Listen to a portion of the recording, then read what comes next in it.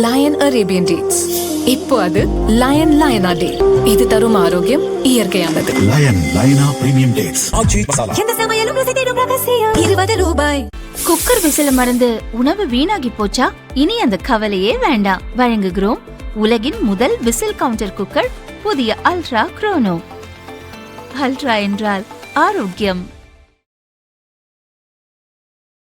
Police அதிகாரிகளுக்கு பதக்கம் வழங்கி கௌரவிப்பு. சாகச நிகழ்வுகளை பார்த்து ரசித்த சிஎம். 2023, 2024, 2025 ஆண்டுகளில் சிறப்பாக பணியாற்றிய போலீஸ் அதிகாரிகளுக்கு ஜனாதிபதி, மத்திய உள்துறை அமைச்சர் மற்றும் தமிழக முதல்வரின் பதக்கங்களை முதல்வர் விஜய் வழங்கினார். இதற்கான நிகழ்ச்சி சென்னை எழும்பூரில் உள்ள ராஜரத்தினம் மைதானத்தில் நடந்தது. இந்நிகழ்வில் பட்டு வேஷ்டி சட்டையுடன் பங்கேற்ற விஜய் போலீசாரின் அணிவகுப்பு மரியாதையை ஏற்றுக்கொண்டார். தமிழ்நாடு குதிரைப்படை, அதனைத் தொடர்ந்து தமிழ்நாடு தீயணைப்பு மற்றும் மீட்பு பணிகள் துறை படை, அதனைத் தொடர்ந்து தமிழ்நாடு சிங்கப்பெண் சிறப்பு அதிரடிப்படை அணி. போதைப்பொருள் ஒழிப்பு, சட்டம் ஒழுங்கு நடவடிக்கைகளில் சிறப்பாக பணியாற்றிய அதிகாரிகளுக்கு பதக்கங்களை வழங்கினார். IPS அதிகாரிகளுக்கு ஜனாதிபதி பதக்கங்களை வழங்கினார். 665 அதிகாரிகளுக்கு பதக்கங்கள் வழங்கப்பட்டன.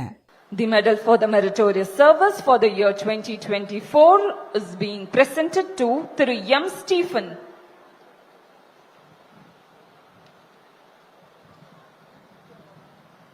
The medal for the meritorious service for the year 2023 is being presented to. பின்னர் கடலோர காவல் நிலையங்களின் கண்காணிப்பு பணிக்காக வாகனங்கள் வழங்கும் நிகழ்வை துவக்கி வைத்தார். கடலோர காவல் படைக்கு வழங்கப்பட்ட 96 பைக்குகள் மற்றும் 42 ஜீப்புகளும் அணிவகுத்து சென்றன. அர்ப்பணித்து கொடியசைத்து துவக்கி வைத்திட மாண்புமிகு தமிழ்நாட்டின் முதலமைச்சர் அவர்களை அன்போடு கேட்டுக்கொள்கிறோம். இதோ கடலோர பாதுகாப்பு குழுவிற்காக புதிதாக வழங்கப்பட்டுள்ள 42 மஹேந்திரா தார் ராக்ஸ் நவீன 4 சக்கர வாகனங்களும். இதைத் தொடர்ந்து காவல்துறையில் மோப்பனாய் சாகச நிகழ்வு நடந்தது. முதல்வர் விஜய்க்கு மோப்பனாய் ராக்கி பூங்கொத்து கொடுத்து மரியாதை செலுத்தியது. பதிலுக்கு முதல்வரும் சல்யூட் அடித்து மரியாதையை ஏற்றுக்கொண்டார்.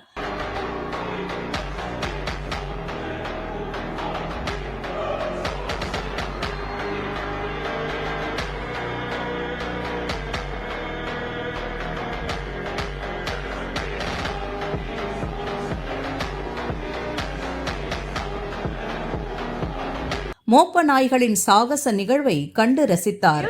மோப்ப நாய்கள் பாப்லோ மற்றும் மாயா தங்களது வேகம், துல்லியம் மற்றும் கட்டுப்பாட்டை வெளிப்படுத்துகின்றன. ஒன்றன் பின் ஒன்றாக தடைகளை தாண்டி எந்த தயக்கமும் இன்றி எரியும் நெருப்பு வளையத்தை கூட லாவகமாக கடந்த அசத்தலான சாகசத்தை நிகழ்த்துகிறார்கள். இந்த வீர மோப்ப நாய்களுக்கும் அவற்றை அர்ப்பணிப்புடன் பயிற்றுவித்த பயிற்சியாளர்களுக்கும் தமிழ்நாடு காவல்துறையின். பின்னர் பயங்கரவாதிகளிடம் இருந்து பிணை கைதிகளை மீட்பது போன்ற ஒத்திகை நிகழ்ச்சி, காவலர்களின் பைக் சாகச நிகழ்வு ஆகியவற்றையும் முதல்வர் விஜய் கண்டு ரசித்தார்.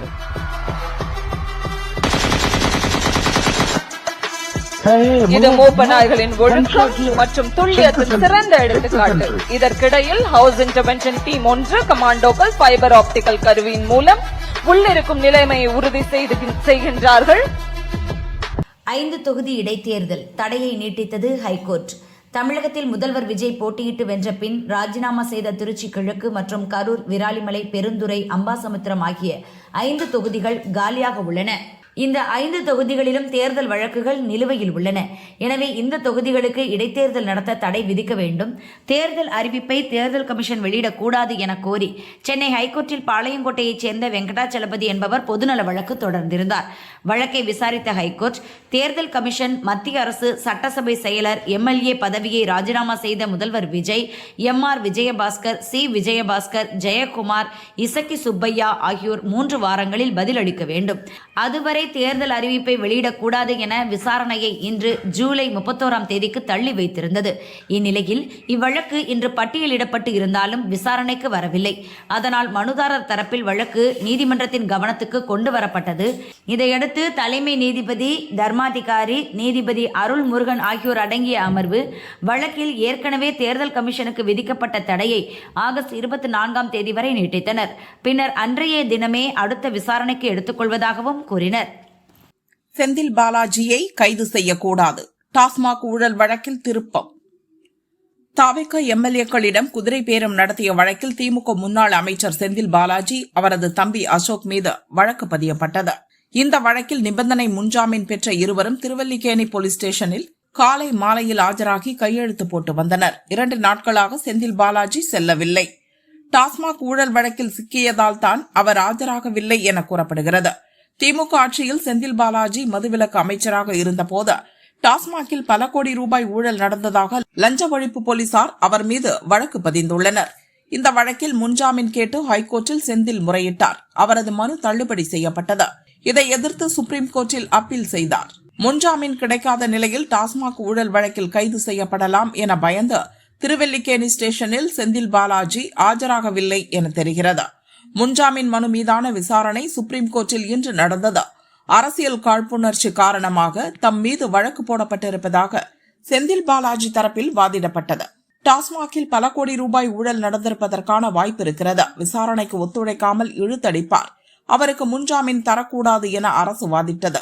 இருதரப்பு வாதங்களை கேட்ட நீதிபதிகள் செந்தில் பாலாஜிக்கு முன்ஜாமீன் வழங்கியதுடன் அவரை கைது செய்யவும் தடை விதித்து உத்தரவிட்டனர். செந்தில் பாலாஜி பாஸ்போர்ட்டை ஒப்படைக்க உத்தரவிட்ட நீதிபதிகள் சாட்சிகளை கலைக்கும் வகையில் செயல்படக்கூடாது என்றும் அறிவுறுத்தினர். காவிரி மேலாண்மை ஆணையம் தெளிவுபடுத்திவிட்டது. காவிரி நீர் ஒழுங்காற்று குழு அறிவிக்கப்பட்டவாறு காவிரி மேலாண்மை ஆணையம் கர்நாடக அணையிலிருந்து, கர்நாடக மாநிலத்தில் உள்ள அணையிலிருந்து 15 நாட்களுக்கு தினந்தோறும் 3500 கனஅடி தண்ணீர் திறந்து விட வேண்டும் என்று ஆணையம் தெளிவான உத்தரவை பிறப்பிக்கப்பட்டது.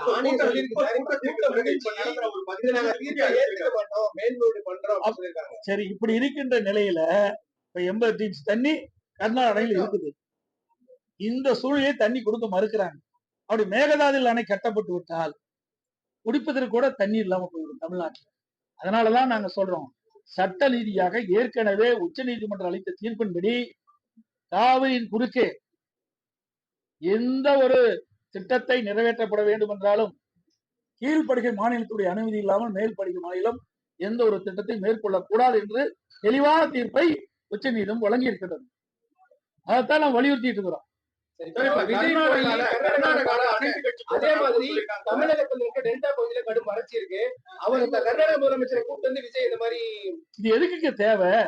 ஏற்கனவே 1986ஆம் ஆண்டிலிருந்து 2018ஆம் ஆண்டு சட்ட போராட்டம் நடத்தி தெளிவான தீர்ப்பு வாங்கி இருக்கிறோம்.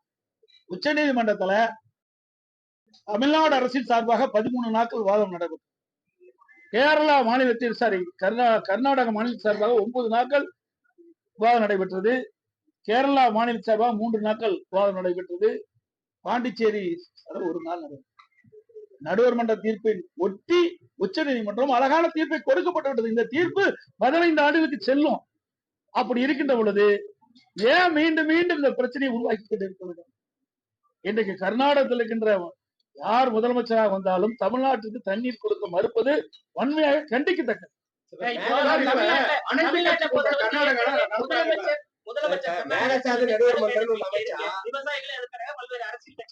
சிவகுமார் அங்க முதலமைச்சர் என்ன இப்ப வர வேண்டாம், வேற தேதியில ஒத்தி வச்சுக்கலாம் ஒரு தகவலை சொல்லியிருக்காரு. நாங்களும் சொல்றோம், நான் மட்டும் சொல்லல. இன்றைக்கு தமிழ்நாட்டில் இருக்கிற விவசாய சங்க தலைவர்களும் அதான் சொல்றாங்க. பல எதிர்கட்சிகளும் அதான் சொல்லுது. இன்றைக்கு பெங்களூர் செல்ல வேண்டாம், ஏற்கனவே நமக்கு தெளிவான தீர்ப்பு கொடுக்கப்பட்டிருக்கிறது. நீங்கள் சென்றாலும் அங்கே தண்ணீர் கிடைக்காது. ஏற்கனவே மாண்புமிகு அம்மாவில் உச்ச நீதிமன்ற தீர்ப்பின்படிதான் கர்நாடகத்துக்கு போனாங்க. ஆனா அப்போ அங்க எதுவுமே நடக்கல. நீதிமன்றம் போய் தான் நாம நீதியை பெற வேண்டிய சூழ்நிலை ஏற்பட்டது. அதே நிலைதான் இப்பொழுது ஏற்படும். அதைத்தான் வலியுறுத்தி அனைத்து கட்சி தலைவர்களுமே நாம சொல்லிட்டு இருக்கிறோம். உள்நோக்கம் இருக்கும்னு நினைக்கிறீங்களா? கர்நாடக முதலமைச்சரை சந்திக்க வேற ஏதாவது அது உள்நோக்கம் அவரை தான் கேட்கணும்.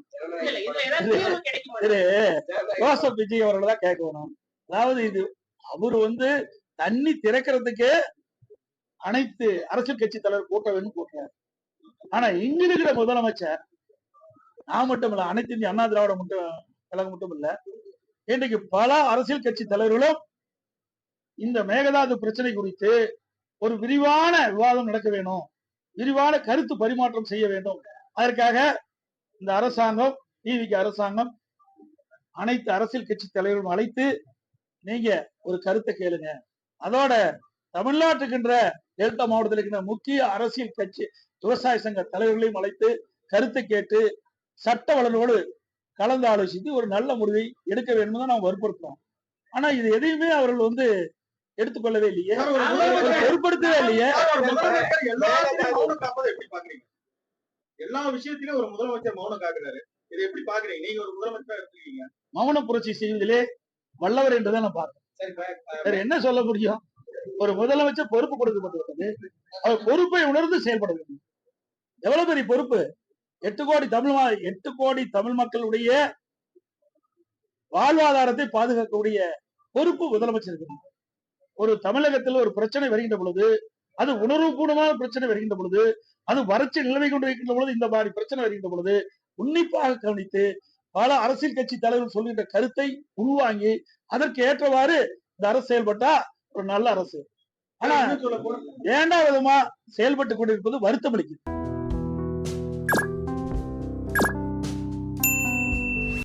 ஐந்து மாவட்டங்களில் நாளை கனமழை, வெப்பநிலை குறைய வாய்ப்பு.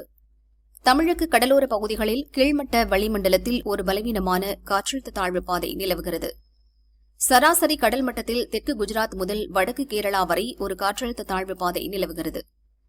இதன் காரணமாக கோவை, திருநெல்வேலி மாவட்டங்களின் மலைப்பகுதிகள், தேனி, நீலகிரி, கன்னியாகுமரி மாவட்டங்களில் நாளை பலத்த காற்றுடன் கனமழை பெய்யும். மணிக்கு 50 கிலோமீட்டர் வேகத்தில் காற்று வீசும். இது தவிர மேற்கு தொடர்ச்சி மலை மாவட்டங்கள், வட தமிழகத்தின் கடலோர மாவட்டங்களின் ஒரு சில பகுதிகளில் லேசானது முதல் மிதமான மழைக்கு வாய்ப்புள்ளது. 2ஆம் தேதி முதல் 4ஆம் தேதி வரை மேற்கு தொடர்ச்சி மலை மாவட்டங்கள், வட தமிழகத்தின் கடலோர மாவட்டங்கள், புதுச்சேரி, காரைக்காலில் மிதமான மழை பெய்யும் என வானிலை ஆய்வு மையம் அறிவித்துள்ளது. 2ஆம் தேதி வரை தமிழகம், புதுச்சேரி, காரைக்காலில் இயல்பு வெப்பநிலையை விட 2 டிகிரி செல்சியஸ் குறைய வாய்ப்புள்ளது.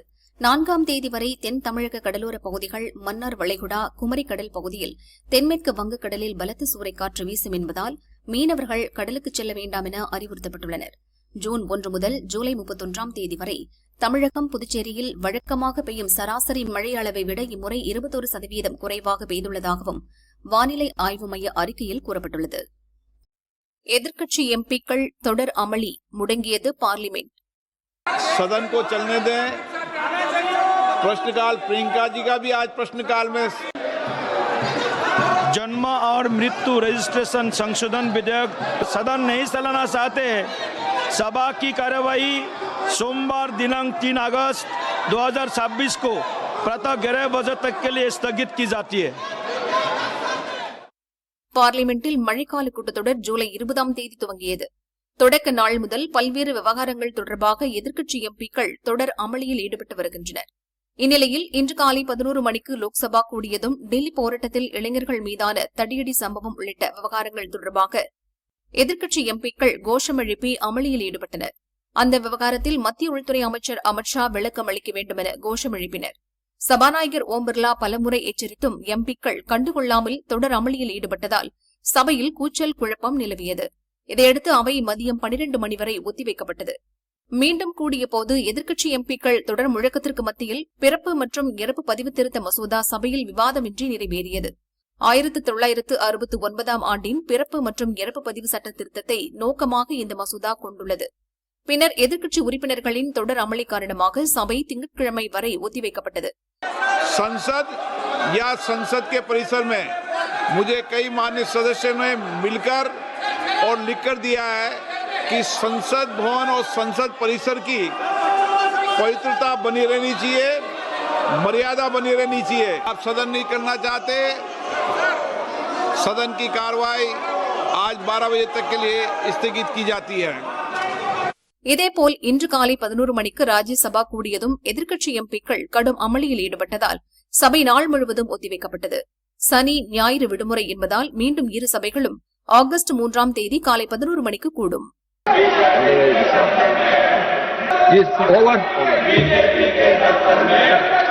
The House stands adjourned to meet at 11 a.m. on Monday, 3rd August 2026.